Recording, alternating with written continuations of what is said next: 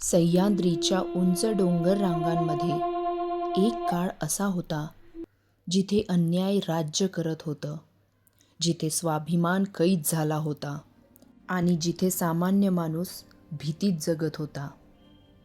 आणि अशा अंधारात आशेचा एक किरण शिवनेरीवर प्रकटला.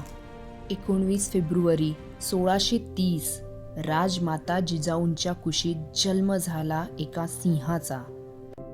आई जिजाऊंनी त्यांना रामायण महाभारताच्या गोष्टी सांगितल्या, धर्म, शौर्य आणि न्यायाचे संस्कार दिले आणि त्या लहान शिवबाच्या मनात एक स्वप्न रुजवलं, स्वराज्याचं स्वप्न. शिवबा मोठे होत गेले आणि त्यांच्या मनात एकच ज्वाला पेटत होती, गुलामी संपवण्याची. रायरेश्वराच्या मंदिरात वयाच्या अवघ्या 16व्या वर्षी शिवबाने आपल्या मावळ्यांसोबत एक शपथ घेतली, आपण स्वराज्य निर्माण करणार. ही शपथ फक्त शब्द नव्हते, ती होती एका युगाची सुरुवात.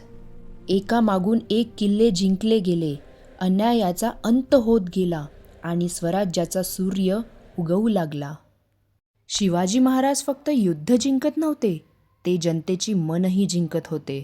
त्यांनी स्त्रियांचा सन्मान केला, शेतकऱ्यांचे संरक्षण केले आणि जनतेला न्याय दिला. म्हणूनच जनता त्यांना राजा नव्हे तर जाणता राजा म्हणू लागली. आणि तो सुवर्ण क्षण आला. 6 जून 1674 साली रायगडावर शिवाजी महाराजांचा राज्याभिषेक झाला. एका सामान्य आईचा मुलगा झाला छत्रपती, झाला स्वराज्याचा निर्माता, झाला जाणता राजा.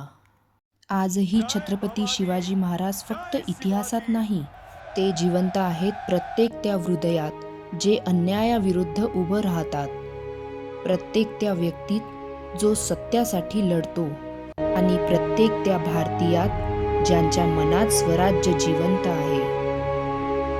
जय भवानी, जय शिवाजी. छत्रपती शिवाजी महाराज यांच्या जयंतीनिमित्त आज मला एवढंच सांगावंसं वाटतं, महाराज फक्त इतिहासातील एक नाव नाही, ते एक विचार आहेत, एक प्रेरणा आहेत आणि अन्यायाविरुद्ध उभं राहण्याची ताकद आहेत.